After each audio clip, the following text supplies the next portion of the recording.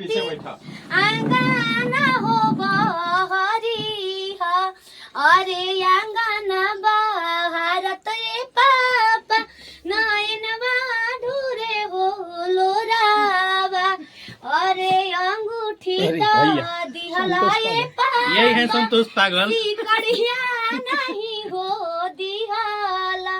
अरे सिकड़ी के पहनावैया विजेंद्र दुल्हा मारस रोजे में हनावा अरे सिकड़ी के पहनावैया कृष्णा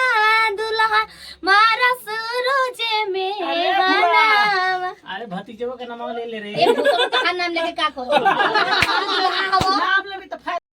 भैया लोग घर अरे सिकड़ी के पहनावैया संतोष पगलो मारस रोजे में हनावा। अब तोरा के जाना ताकि टांग ले जाएगा पूरी समझ ले अब सुतला में कभी सुत गली ना खटिया सही हम उठा सुतबे ना करी ना आय हम कब सुती ना हमके खुद याद नहीं की 6 महीना को सुती ना तुम जान ले कुम कर ए जन पैसे तोरा के फुफ्फा रख ले बड़ा तुम्हारा होता कई जना आवता ने के लिए आईती है जगह हिला डोला हैं हिला डोला दे बात दियो कही तीन टंगवा टेम्पू लागल बिया आधार रास्ता ए हमें ना देखलो हमें बमल की गाड़ी बा ऊपर से शीशा बा खड़ो के करेला चलो तो छतरिए नहीं क्यों कराना ससुर चलो